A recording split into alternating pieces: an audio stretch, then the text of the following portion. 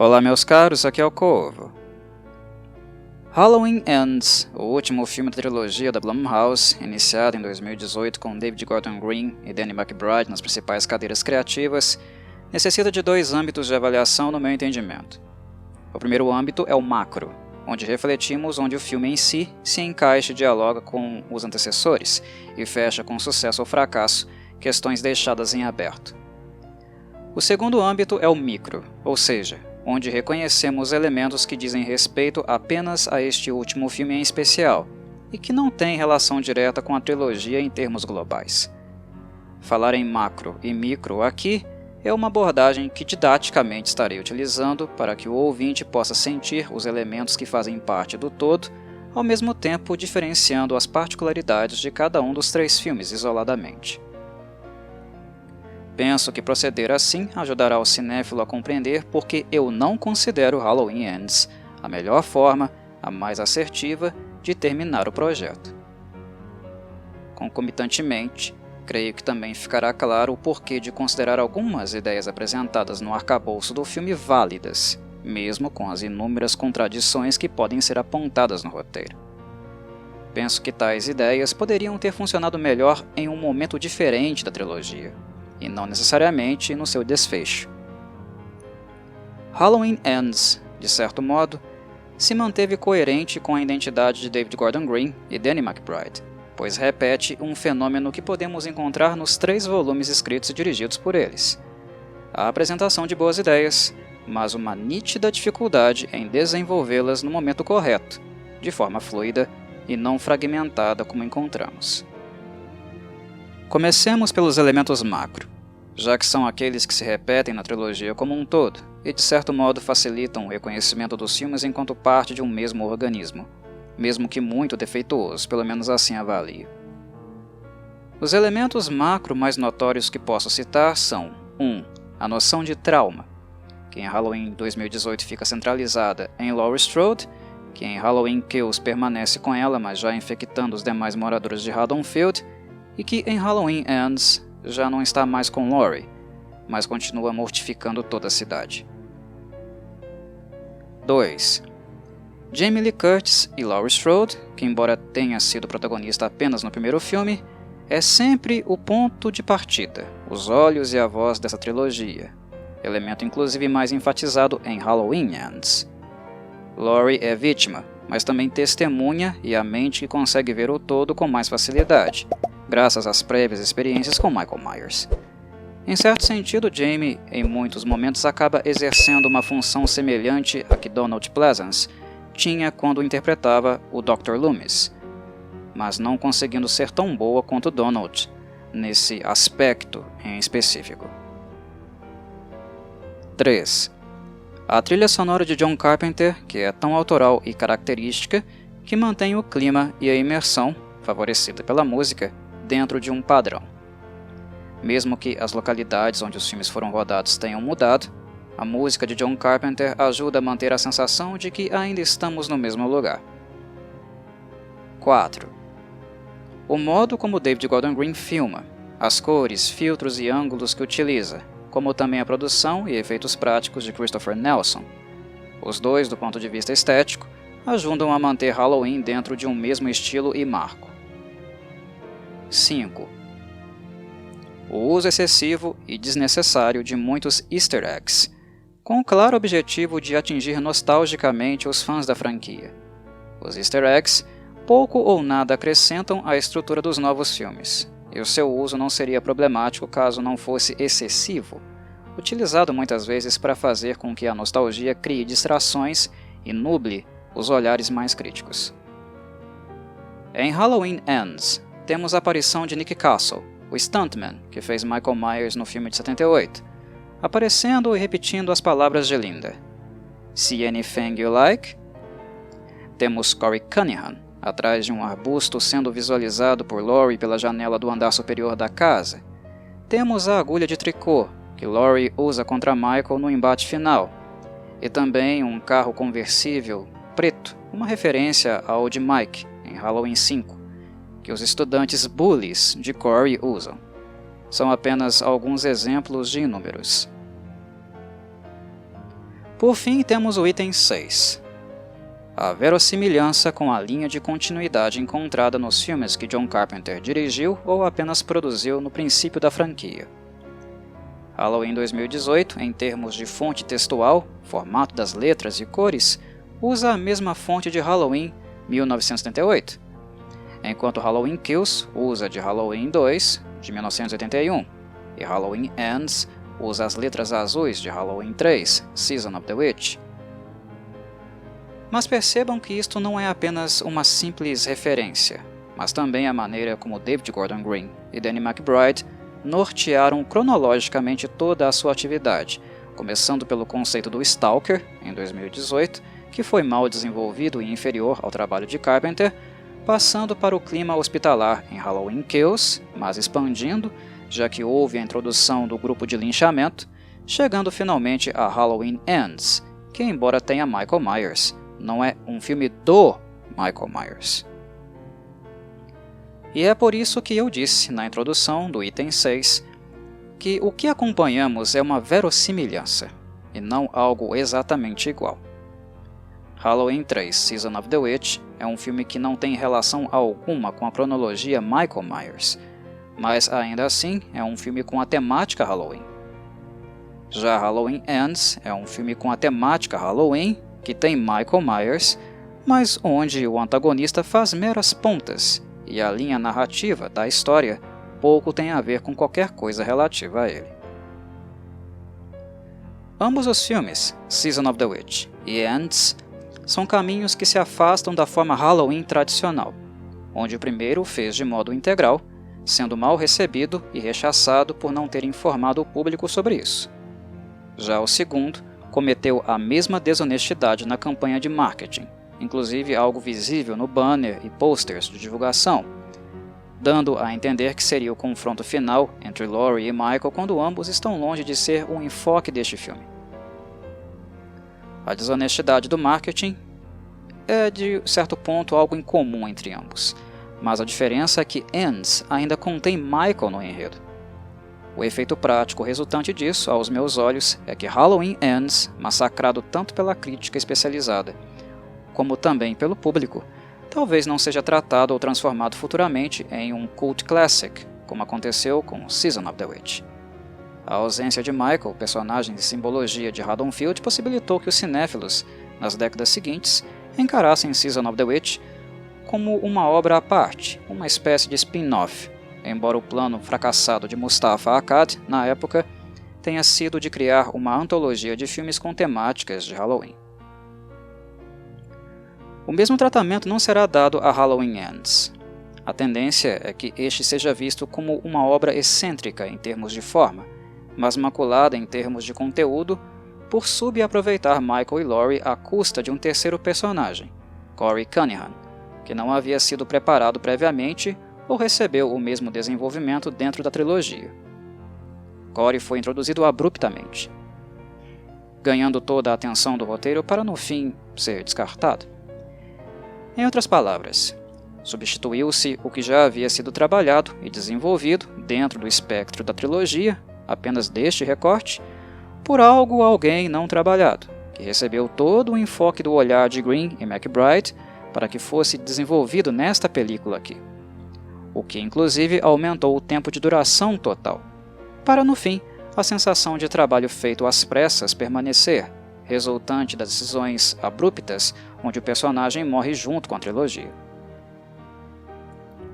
Os elementos macro que citei considero como pontos de consistência e valência positivas da trilogia de David Gordon Green e Danny McBride, exceto onde atribuí um sentido pejorativo, negativo, como por exemplo no caso dos easter eggs excessivos e com função unicamente nostálgica. De modo geral, eles colaboram para um senso de continuidade, goste o cinéfilo ou não do que está vendo. Há neles algum grau de coerência, e como são macro, o ouvinte pode desde já considerar que eles também estão presentes em Halloween Ends, e que este filme usufruiu deles. Entretanto, os elementos macros são o único vestígio e legado positivo que eu, particularmente, consegui encontrar no filme, já que os elementos micro, ou seja, aqueles que são particularidades individuais de cada filme, se mantém sempre como o que há de pior não apenas em Halloween Ends, mas em toda a trilogia. São nas particularidades que se traduzem em escolhas, plot twists, quebras de narrativa ou distorções de fatos previamente estabelecidos por Green e McBride, apenas pela conveniência de levar o filme para onde queriam, onde eles se perdem e nos apresentam suas maiores inconsistências. Nisto foram reconhecidamente regulares. São regulares no tipo de erro, o que para profissionais de cinema, diretores e roteiristas, não é um bom sinal. Implica que não fizeram autocríticas ou aprenderam com os feedbacks anteriores, um possível sinal de vaidade. No que diz respeito a David Gordon Green, considero um bom diretor. Sim, um bom diretor, ou seja, dirigindo. Ele filma bem, e a estética de seus filmes é normalmente sólida e agradável. Penso que ele poderia focar em fazer apenas isso nas produções futuras que estiver envolvido, ao invés de se aventurar no campo textual exercendo uma função a qual não tem qualificações suficientes, e a trilogia Halloween deixou isso bastante evidente. Caso Green queira continuar com tais aventuras, ele terá de evoluir muito. Já Danny McBride, no papel de roteirista, infelizmente não tenho nada de positivo a dizer. Seus textos refletem sua personalidade humorística, que insistiu em imprimir tal humor em Halloween, sem muito sucesso. Mas, de certo modo, timing e continuidade não são suas maiores forças. McBride definitivamente não se sai bem escrevendo histórias que demandam dele um maior grau de problematização. Halloween Ends pode ter sido um filme de ênfase dramática não muito comum para os padrões da franquia, gerando a falsa sensação de trabalho ascendido ou superior. Mas não é exatamente isso o que encontramos. No âmbito dramático, McBride foi simplório e nada original. Seus trabalhos, quando avaliados segundo a qualidade dramática, comparados com outros dramas e suspenses, revelam ser mundanos. O drama sendo introduzido num filme da franquia Halloween, historicamente carente de bons dramas, não implica necessariamente que o drama em si foi bom. Não foi.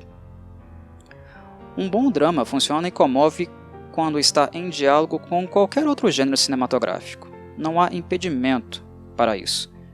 Claro, se o roteirista e escritor for devidamente talentoso.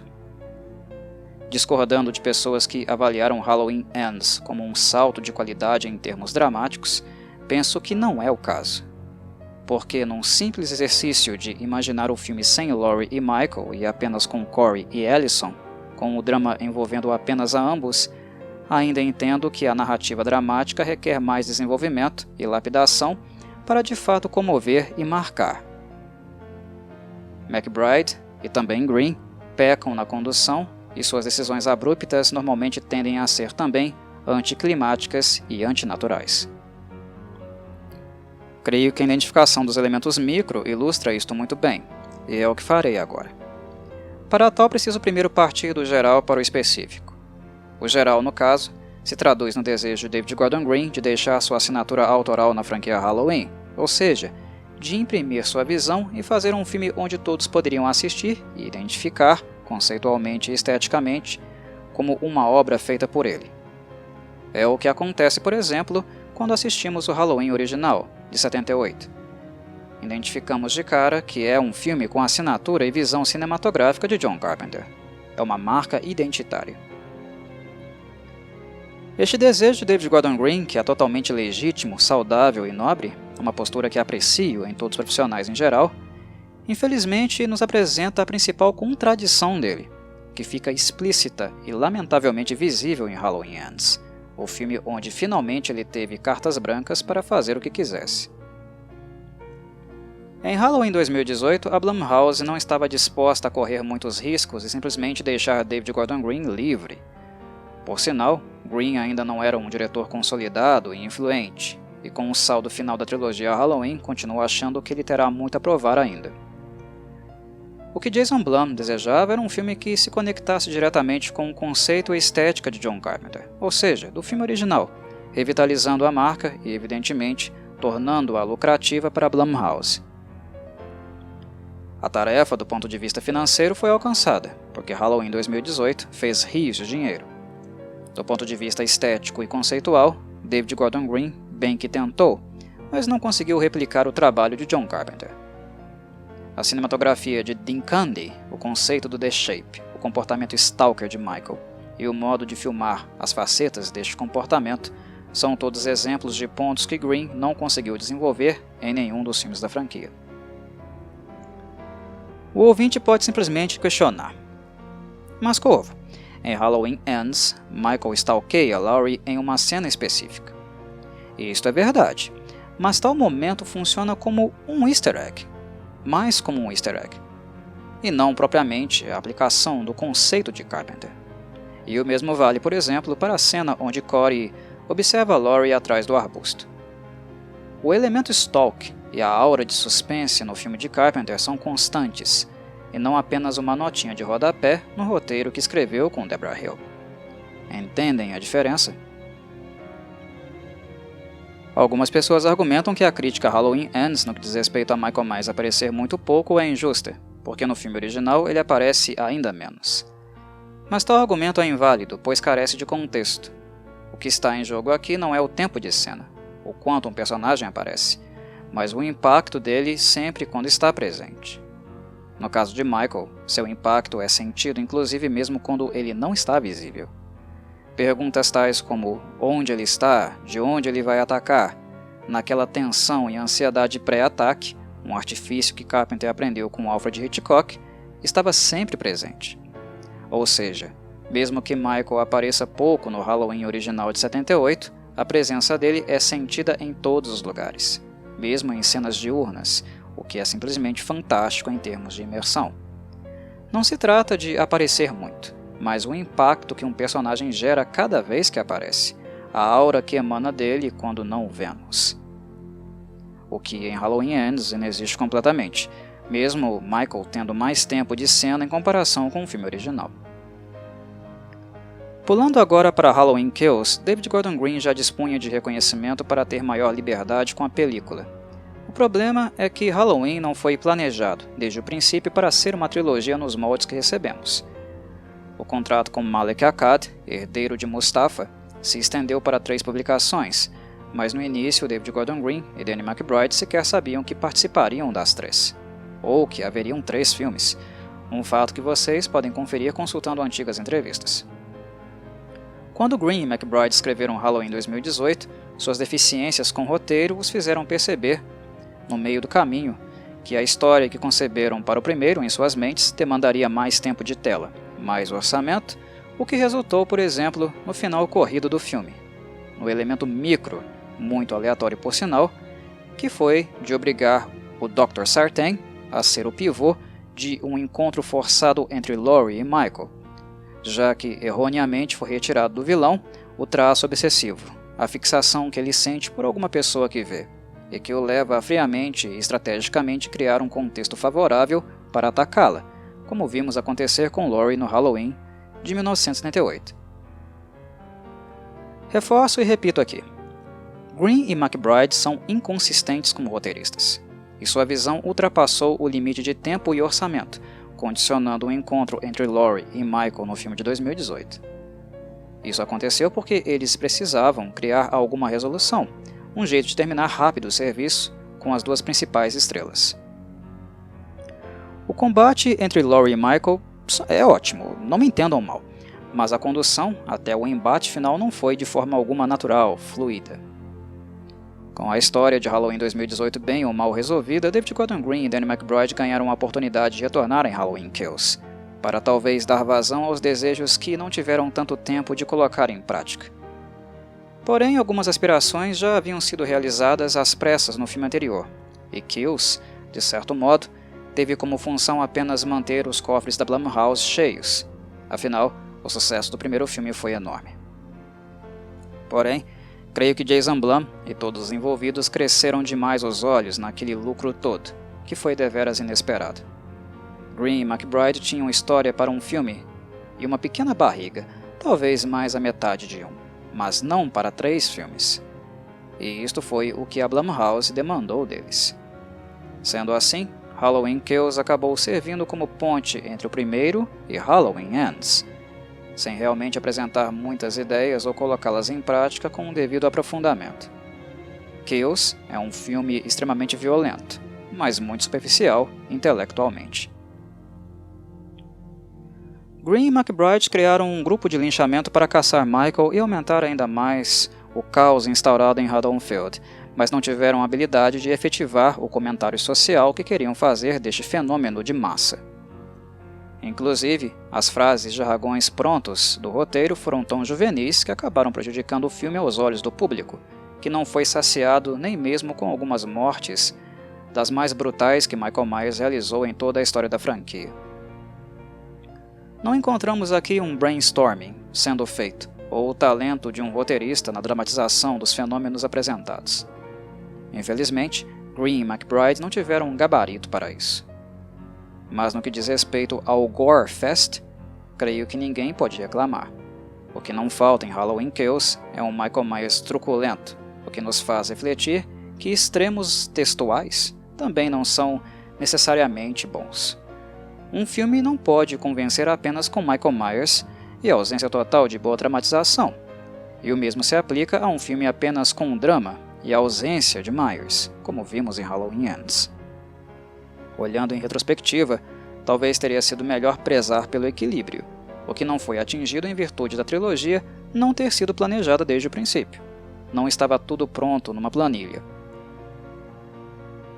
Com Halloween Ends, finalmente David Gordon Green teve a possibilidade de assinar um filme da franquia do modo identitário que sempre sonhou, já que o Gore Fest de Halloween Kills também não o afastou de outros diretores que já tinham investido nesta fórmula. Neste último volume, Green teve carta branca, mas é aqui que o desejo de se provar, mas ao mesmo tempo sem ter uma ideia clara, um conceito próprio, o colocou em total contradição. Green deu entrevistas dizendo que o grande desejo de um artista é a possibilidade de expressar sua visão livremente, o que eu fiquei aguardando em Halloween Ends. Inclusive, dou suporte a isso. Mas o que nós encontramos ao assistir ao filme? O que devidamente nós encontramos? Um Halloween nos moldes tradicionais não foi, como já deixei claro neste podcast. O que encontramos, meus caros, foi sem dúvida vestígios não originais de Halloween 2018, fundidos com outro trabalho de John Carpenter, adaptado do reconhecido livro de Stephen King. Falo, é claro, de Christine. Halloween Ends, em síntese, é isso, um híbrido entre Halloween 2018 e Christine.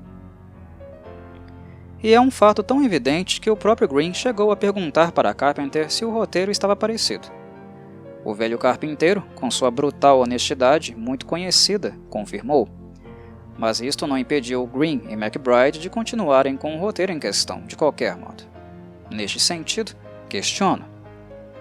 Se o discurso era da busca pela autoria, de se realizar como diretor e roteirista, de fazer algo novo quando finalmente tiveram a oportunidade para tal, como isso seria possível copiando John Carpenter e Stephen King?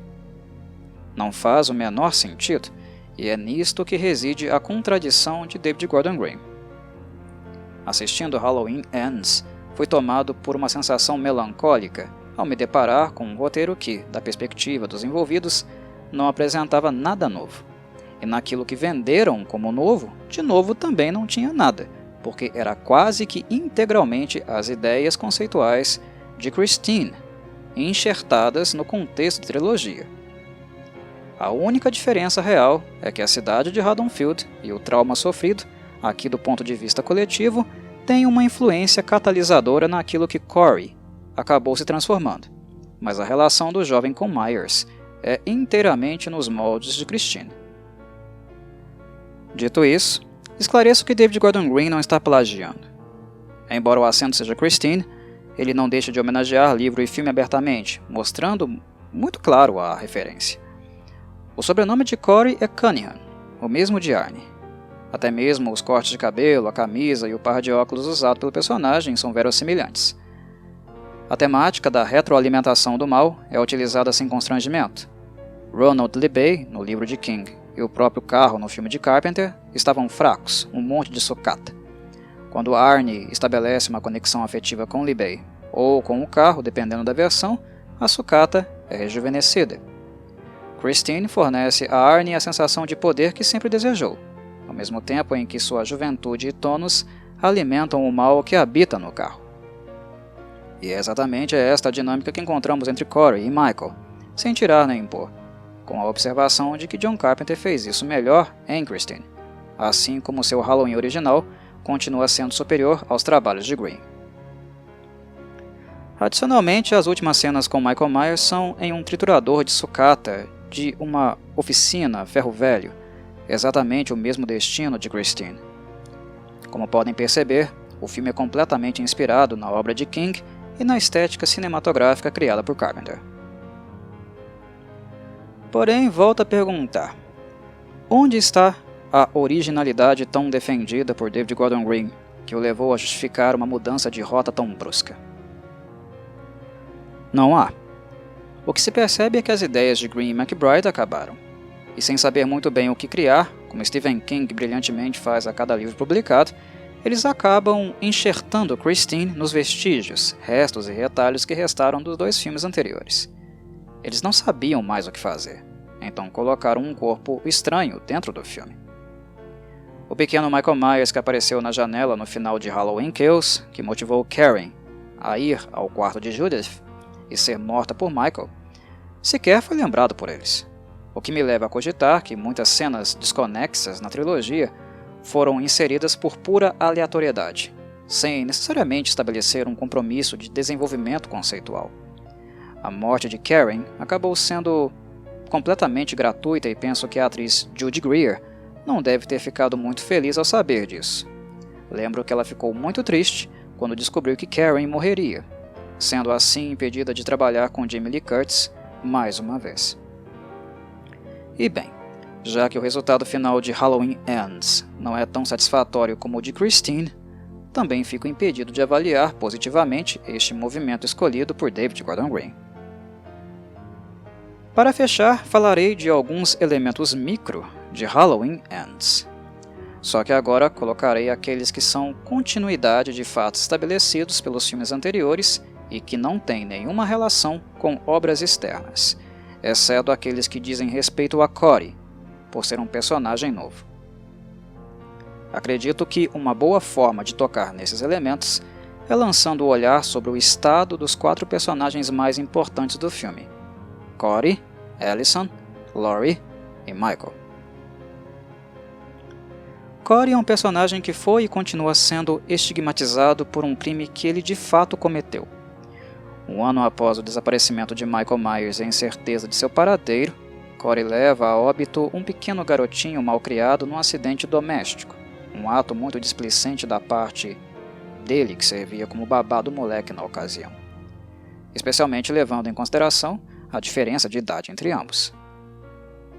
Corey é responsável, embora o crime cometido se enquadre como homicídio culposo, ou seja, sem a intenção de matar. Com Haddonfield assombrada pelo fantasma de Myers, alucinando constantemente o terror de seu possível retorno, o crime de Corey destrói sua vida. Ele fica estigmatizado, não consegue ascender do ponto de vista educacional e profissional, como antes sonhava, e é perseguido por moradores e estudantes de Haddonfield, alvo cotidiano de bullying. Daqui em diante, o foco do filme será na apresentação da violência física e simbólica sofrida por Corey, na projeção que Haddonfield deposita no rapaz, resultando em uma transformação abrupta, pouco natural, embora do ponto de vista sociológico e comportamental faça algum sentido. Podemos encontrar casos análogos na vida real, sobre um estigma tão forte, lentamente ir moldando a identidade de um indivíduo. O problema, reforço, não é a ideia, mas a execução e o momento escolhido para fazer isso. Não achei assertivo escolher em o terceiro e último filme. O problema com Corey, penso eu, é a ausência de uma representação clara de processo. David Gordon Green e Danny McBride não desenvolveram o personagem desde o princípio da trilogia, o que teria sido de melhor tom, e aqui ele é literalmente enxertado no que os filmes anteriores deixaram.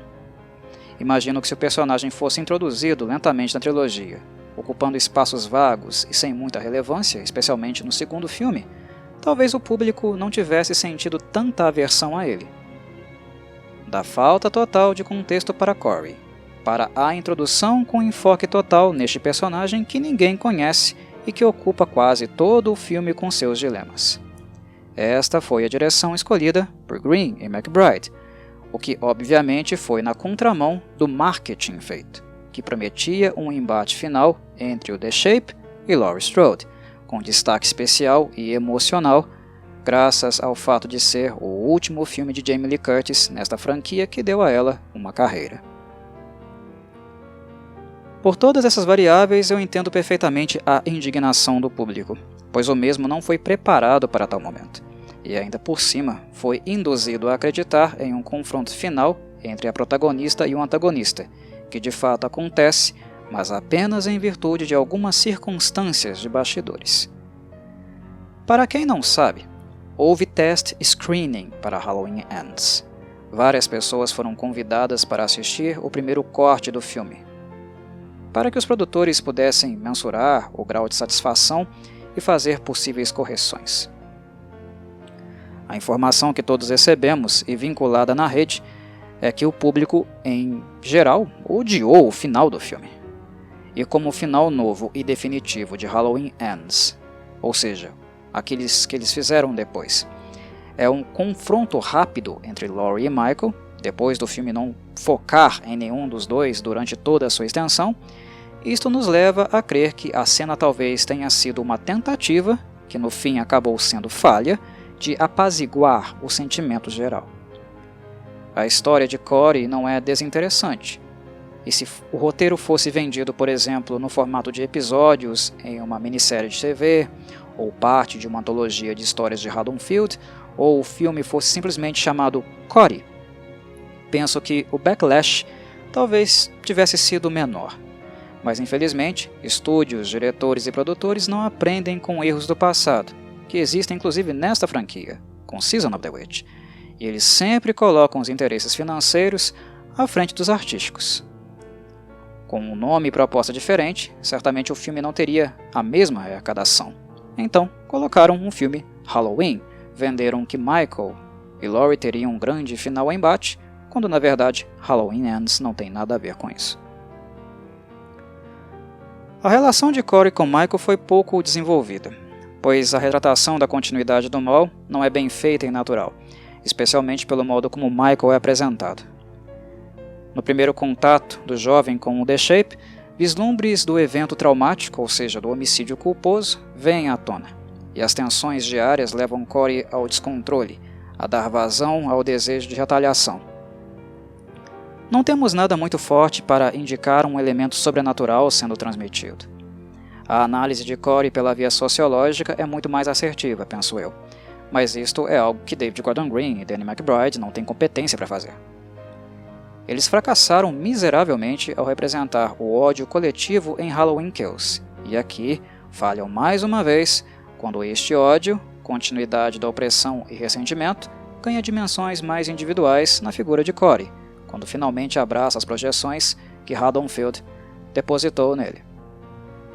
A sensação é de que os dois não têm leitura suficiente ou preparo para lidar com tais temáticas, o que resulta no roteiro mundano, superficial e corrido que encontramos.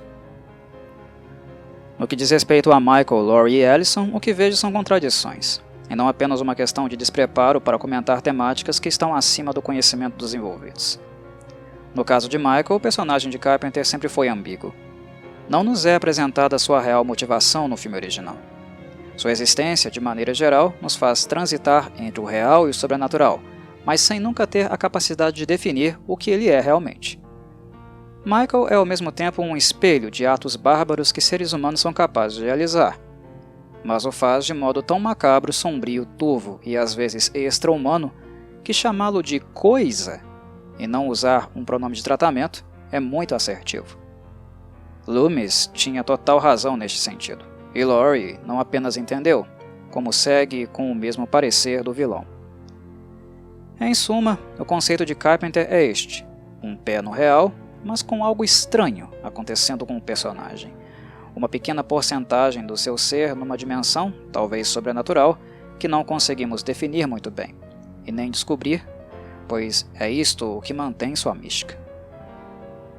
O real e sobrenatural atuam ao mesmo tempo, mantendo a ambiguidade e impedindo a definição, uma total conclusão. É um movimento concomitante e contínuo. O Michael Myers de Green e McBride é assim? Definitivamente não. Ele pode ser encontrado em ambos os momentos, mas não com os dois momentos em concomitância. Mas isto depende apenas do que convém aos diretores. Importante ser dito. Entenderam a diferença? Não é uma ambiguidade constante, misteriosa que causa calafrios. As características de Michael são usadas por eles de acordo com o lugar para onde desejam levar a história. Não se respeita a essência do personagem, mas apenas o próprio desejo pessoal. Vou dar um exemplo prático. No fim de Halloween Kills, Michael apanha tanto, é tão gravemente espancado, que logo pensamos, do ponto de vista lógico, que aquele seria o fim dele.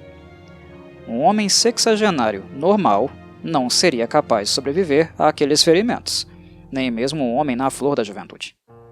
Mas Michael, após ser massacrado pelos linchadores, absurdamente se levanta e massacra todos eles, tendo ainda tempo de entrar na casa e matar Karen. Quem está assistindo naturalmente pode imaginar. Bem, em 2018, aparentemente eles quiseram deixar Michael dentro da dimensão humana, mas aqui parece que eles chutaram o balde. Agora abraçaram com tudo o sobrenatural. A imagem não explicada do pequeno Michael na janela também deixou margem para tal impressão, certo? Mas este Michael sobrenatural que acabo de descrever é compatível com a direção que Green e McBride querem levá-lo em Halloween Ends? Obviamente não. Em 2018 ele estava de um modo, em Kills de outro, e aqui em Ends, Michael Myers não passa de um arremedo, uma carcaça de ser humano. Alguém que jamais teria sobrevivido ao que sofreu no término de Halloween Kills. Ou seja, David Gordon Green e Danny McBride não estão preocupados com a consistência textual ou coerência lógica. Os personagens, e não apenas Michael, são meros marionetes utilizados do modo que for mais conveniente a eles, dependendo da história que querem contar. Não há compromisso lógico com os elementos micro, com os fatos por eles mesmos estabelecidos em seus próprios filmes, e isso eu considero muito grave. Laurie Strode é outro exemplo muito claro de contradição. Como nos foi apresentada a Laurie do filme de 2018? Sim, uma mulher marcada, em constante vigília, sofrendo com síndrome pós-traumática por 40 anos, que tentou todas as terapias possíveis e nada adiantou, que sabe onde Michael Myers está, e mesmo depois de tanto tempo aguarda o momento que um dia ele vai fugir e voltar a ameaçá-la. Neste sofrimento e clima constante de guerra, a relação familiar com a filha e neta foram prejudicadas. Percebem? Foi esta a direção que Halloween 2018 decidiu tomar, e Halloween Kills deu continuidade, embora Laurie participe pouquíssimo do enredo. E o que encontramos em Halloween Ends? Uma Laurie que teve a filha assassinada por Myers, que por sua vez desapareceu completamente, sem deixar vestígios, e que agora ela não sabe onde ele está. E a Laurie de Halloween Ends, magicamente, conseguiu seguir em frente apenas em 4 anos, 10 vezes menos que os 40 que ela supostamente tentou de tudo, mas não conseguiu superar a síndrome pós-traumática. Na situação atual, muito pior que aquela que sofreu em 78, com a perda da filha e a responsabilidade pela neta, me digam, com toda a sinceridade. É coerente Laurie ter seguido em frente, levando-se em consideração o que Green e McBride definiram nos filmes anteriores? Desculpem-me, mas isto não é crível. Não há elementos materiais e concretos que me convençam do contrário, porque a situação é infinitamente pior, a ameaça, a incerteza. Laurie por 40 anos foi obcecada por Michael Myers, num nível superior a Haddonfield. E por tudo o que aconteceu nos 2 filmes anteriores, é muito mais razoável acreditar que esta mulher não baixaria a guarda, especialmente quando a cidade começa a experimentar todo o trauma e amargura que ela viveu por décadas. Laurie não teria um processo natural de cura, especialmente quando a cidade a utiliza como bode expiatório, a culpando pelos atos de Michael. Novamente, David Gordon Green e Danny McBride utilizam a personagem por conveniência, porque tentando seguir em frente, Laurie cria o ambiente adequado para que desenvolvam os planos traçados para Corey, e o modo como isto afetará Allison na relação com a avó. Por fim, Allison, uma personagem que ficou marcada por tomar as decisões erradas em toda a trilogia, também está bastante longe de um grau de credibilidade aceitável. Em Halloween 2018, quando não acreditava na paranoia da avó, por mais que no fim Michael tenha voltado, é possível entender sua postura. Afinal, havia se passado 40 anos, Michael nunca foi uma ameaça para Allison e ela tinha razões para desejar que a avó seguisse em frente. Em Halloween Kills, motivada pela raiva da morte do pai, Allison decide se juntar ao grupo de extermínio e caçar Michael Myers com o namorado, o que resulta na morte do parceiro e da própria mãe que saiu do hospital para salvá-la. A personagem age estupidamente, mas conseguimos entender em virtude da morte do pai e pelo fato do ódio, como de costume, cegar as pessoas. Dito isso, os comportamentos de Allison em Halloween Ends são difíceis de entender ou mesmo factíveis. Estamos falando de uma jovem mulher que perdeu os pais em virtude de Myers, cuja vida profissional está aos frangalhos e sem perspectiva, que a relação com a avó é conflituosa em virtude de uma ter escolhido seguir em frente, enquanto a outra não conseguiu superar ainda o trauma, o que é compreensível. Allison tem poucas habilidades sociais, e assim como Corey, ela é vítima de bullying. O filme poderia argumentar que ambos vivem uma situação semelhante, e por isso tenham se aproximado em virtude da carência ou do fenômeno da identificação. Mas o próprio roteiro se deu ao trabalho de destruir esta falácia, nas palavras de Corey, onde ele deixa bem claro a Allison que ele foi o responsável pela morte de uma pessoa, enquanto ela era a vítima de alguém que tentou matá-la. O próprio Corey se encarrega de eliminar a falsa simetria, sendo este inclusive um bom momento do roteiro. Do ponto de vista crível, fiquei negativamente surpreso com o movimento amoroso de Allison, justamente com alguém com o perfil de Corey, levando em consideração o passado dele, sua ficha criminal e o contexto do homicídio. Um homicídio culposo. É crível imaginar que Allison, órfã, tendo passado por tudo o que passou, sem ainda conseguir superar seus traumas, tendo saído de um relacionamento abusivo com um tira. É crível imaginar que ela correria o risco de um relacionamento amoroso com Corey? Bem, impossível não é, pois existe algo chamado pulsão de morte, que os ouvintes podem consultar estudando psicanálise. De qualquer modo, Green e McBride com certeza não viram a situação por esta ótica, isso eu garanto a vocês. E como se não bastasse tudo que já mencionei sobre Allison, há também o momento onde ela culpa Laurie pela morte dos pais e dos amigos, do mesmo modo que a cidade de Haddonfield cotidianamente faz. Mas se atentem para o fato de que Allison, diferente dos moradores locais, presenciou tudo em primeira mão. O sofrimento da avó, prévio ao retorno de Myers, as marcas deixadas psicologicamente na mãe que tentou aliená-la, o fato de ter sido testemunha do retorno de Michael e ter assistido o vilão matar o namorado. Por sinal, foi uma decisão dela, e não de Laurie, ir bancar a justiceira. Laurie não a forçou, e a mãe tentou impedi-la. Laurie não provocou o acidente de ônibus que libertou Michael, e sim o Dr. Sartain. Uma informação que Allison também conhece. Como assim a personagem culpa Laurie e abraça o discurso sem embasamento de Haddonfield?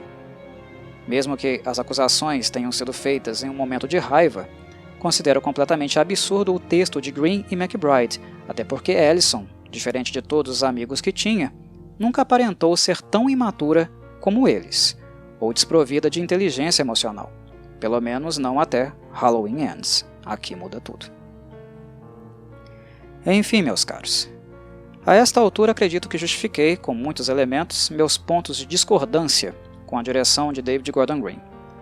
E é por todas as inúmeras questões levantadas que eu não considero Halloween Ends um filme digno da despedida de Jamie Lee Curtis, mas apenas uma demonstração da vaidade de seus idealizadores.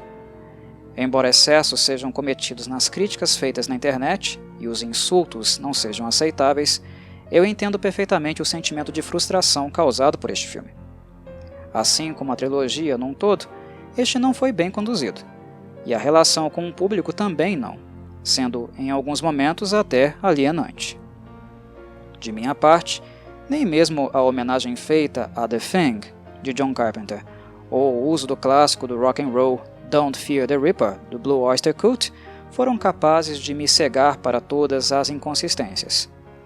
Não sou assim tão facilmente seduzido, e acho difícil que algum dia Halloween Ends seja capaz de fazer isso comigo. Happy Halloween, apesar dos apesares. E saudações, Corvides.